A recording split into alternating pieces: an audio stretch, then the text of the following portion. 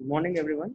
Second topic is regarding ATT-induced hepatotoxicity and modified ATT in hepatic and renal disorders.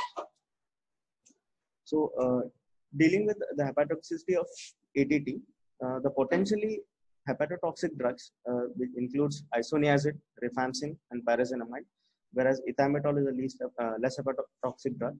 And in second line ATT, around ethionamide, prothionamide, and PAS, and aminoglycoside and fluoroquinolone and cyclophosphamide constitute the less hepatotoxic group. And in newer drugs, bedoxolone is potentially the hepatotoxic drug. So a bit about mechanism of the first line ATT, which is most commonly used. Isoniazid is basically metabolized into two compounds. That is, one is acetyl hydrazine, which is a non-toxic metabolite, which metabolized by N-acetyl transferase pathway. Hello, sir. Am I audible, sir?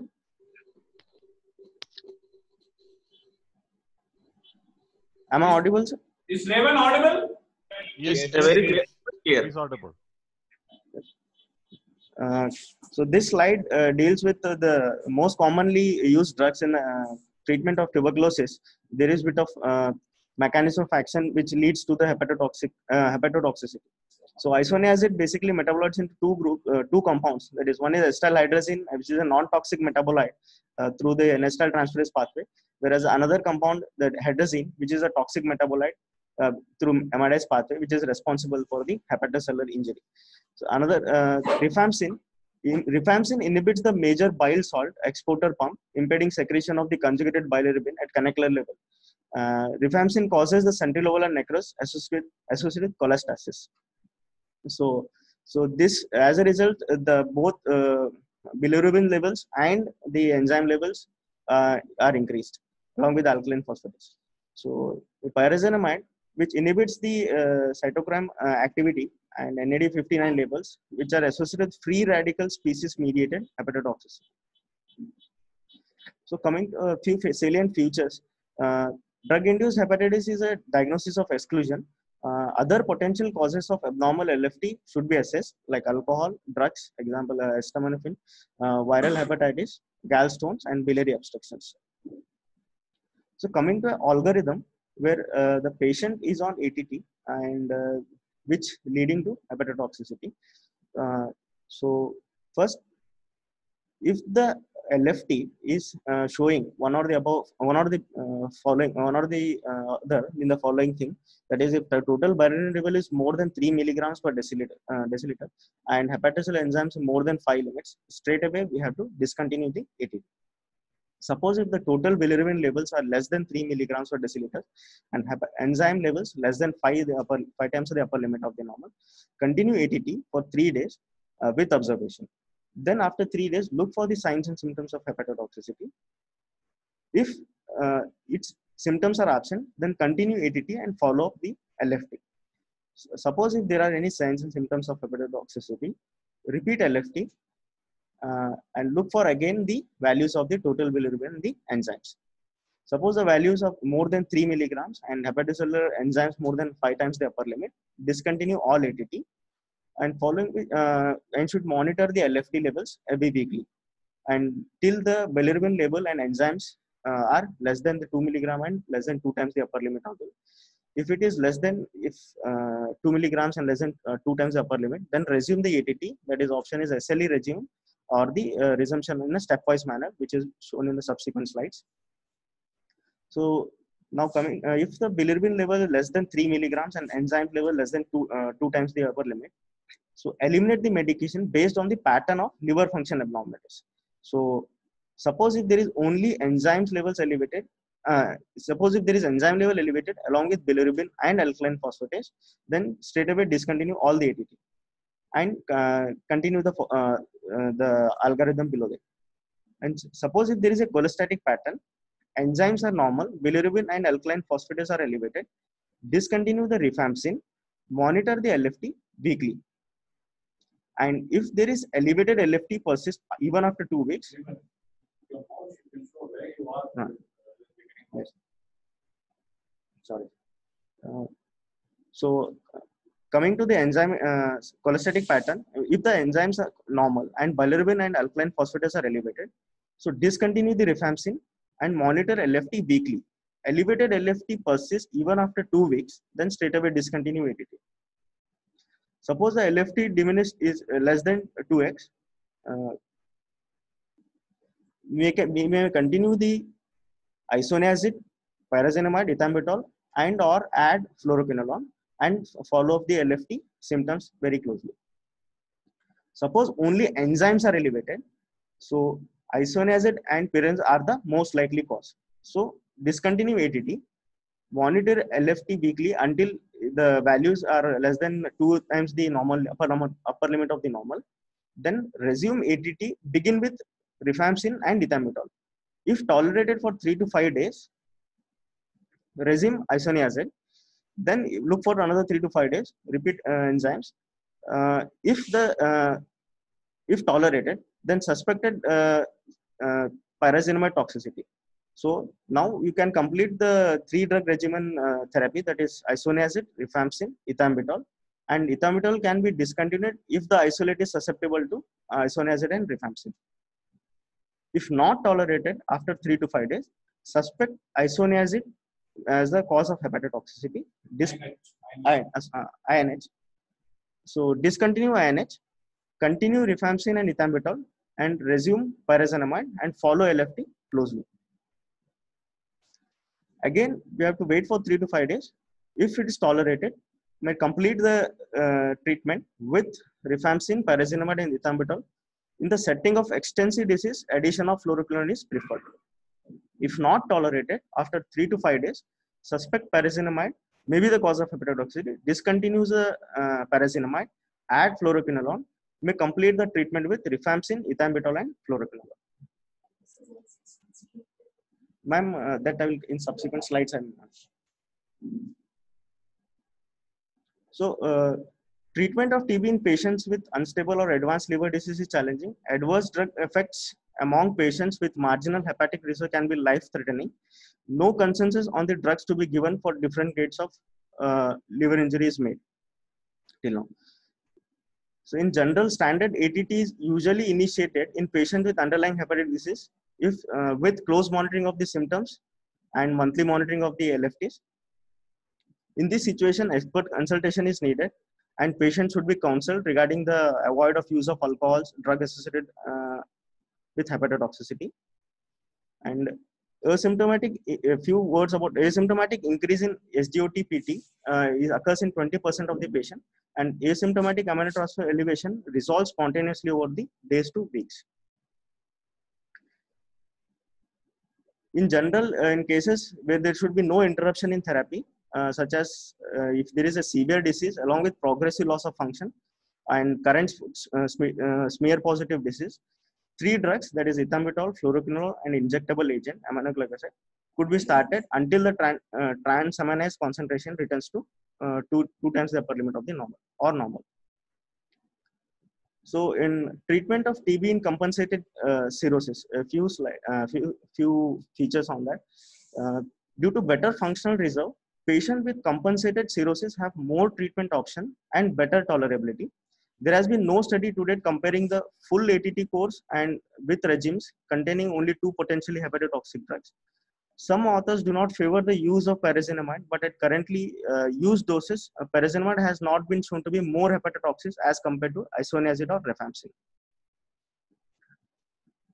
Pyrazinamide is generally substituted with a fluoroquinolone or an aminoglycoside as per the clinician reference. It is prudent to use only 2 hepatotoxic drugs in treating compensated cirrhosis until a RCT proves the safety of low-dose pyrazinamide containing combination of 3 potential hepatotoxic drugs. The proposed regimens from the were rifampicin, isoniazid, pyrazinamide, and ethambutol for 2 months, followed by 4 months of rifampicin and isoniazid. Rifampicin, isoniazid, fluoroquinolone, or aminoglycoside, and ethambutol for 2 months, followed by 4 months of rifampicin and isoniazid. And rifampicin, isoniazid, and ethambutol for 2 months, followed by 7 months of rifampicin and isoniazid. So treatment in decompensated cirrhosis. The treatment of TB in decompensated cirrhosis is challenging because the treatment is double-edged sword. That is, the treatment may lead to hepatotoxicity and progressive TB may lead to severe liver decompensation.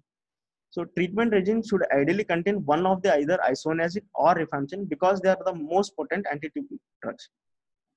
So rifampicin is generally preferred single hepatotoxic due to its potentially lower hepatotoxicity, although this has not been proven in RCT.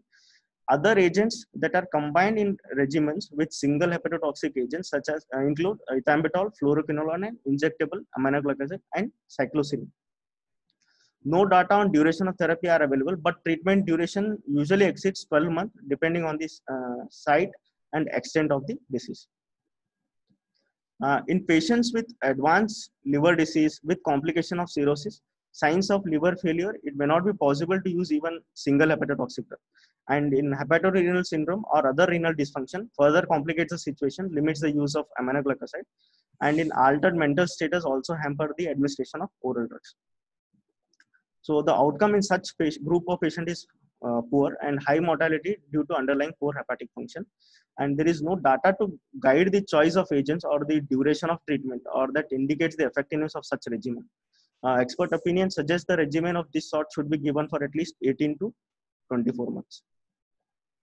Our RNTC guidelines which mentions regarding the treatment of tuberculosis in liver disease, that is, it can choose a regimen of containing 2 hepatotoxic drugs, that is 9 months of isoniazid, rifampicin, ethambutol, and 2 months of and next is 2 months of isoniazid, rifampicin, streptomycin, and ethambutol, followed by 7 months of isoniazid, rifampicin, or 6 to 9 months of rifampicin, pyrazinamide, and ethambutol. And the regimen containing 1 hepatotoxic drug, that is 2 months of isoniazid, ethambutol, and streptomycin, followed by 10 months of isoniazid and ethambutol. And containing no hepatotoxic drug is the injectable streptomycin, ethambutol, and fluoroquinolone.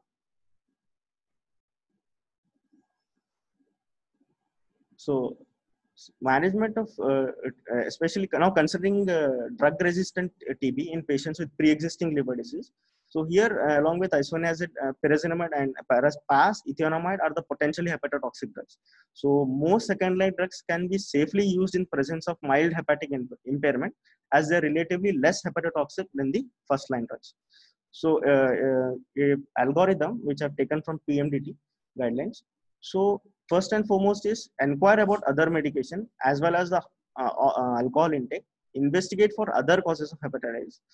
If symptoms or transaminases are abnormal or don't resolve, refer to nodal drug-resistant TB center. If required, consider FQ is also the cause of liver function abnormality. So looking the LFT patterns. So first, if the AST and ALT elevations are less than the 5 times the upper limit with normal, bilirubin, and asymptomatic patient, continue with all the drugs. Monitor clinical symptoms and enzyme levels and bilirubin levels every 2 weeks till resolution, and continue with all the drugs.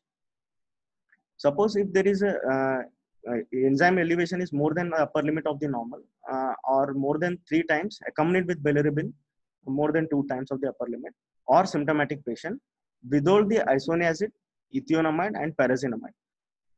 Monitor clinical symptoms and enzyme levels and bilirubin levels once a week. If there is an improvement, then look for the enzyme levels, which is decrease till less than 2 times the upper limit of the normal. Restart full dose of the withheld drugs, that is the isoniazid, ethionamide, and pyrazinamide, and monitor the enzyme levels every 3 days after each reintroduction to ensure no deterioration before reintroducing the next drug. If there is any deterioration or if there is any no improvement, shift the patient to the longer MDR regime. So again, similarly, inquiring about the alcohol intake and the medications, and rule out the other causes of hepatitis. Look for the enzyme levels. If enzyme levels are less than the 5 times the upper limit of the normal, along with normal bilirubin and asymptomatic patient, continue all the drugs, and along with monitoring of clinical symptoms and LFT every 2 weeks. And if it is if it is less than 5x or within normal limits, continue all the drugs.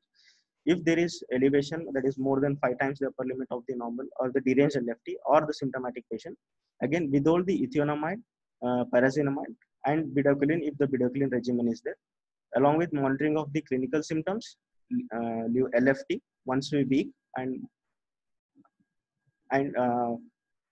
if enzyme level are less than 2 times the upper limit, reintroduce the drugs in the following order. That is first the bedaquiline, then ethionamide, then paracetamol. And simultaneously monitor of the LFTs every 3 days after reintroduction to ensure no deterioration. So a slide regarding the ATT in renal diseases.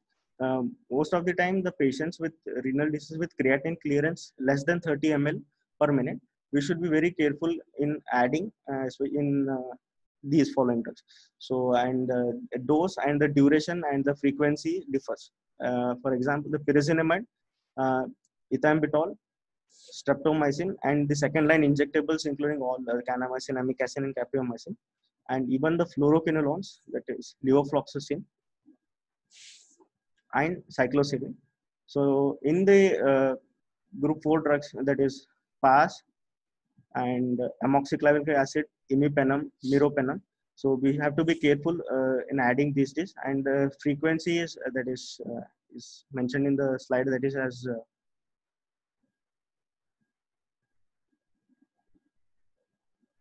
so accordingly we have to depending on the creatinine clearance, that is and suppose if the patient is on hemodialysis, we should prefer giving we should give the drugs post hemodialysis. So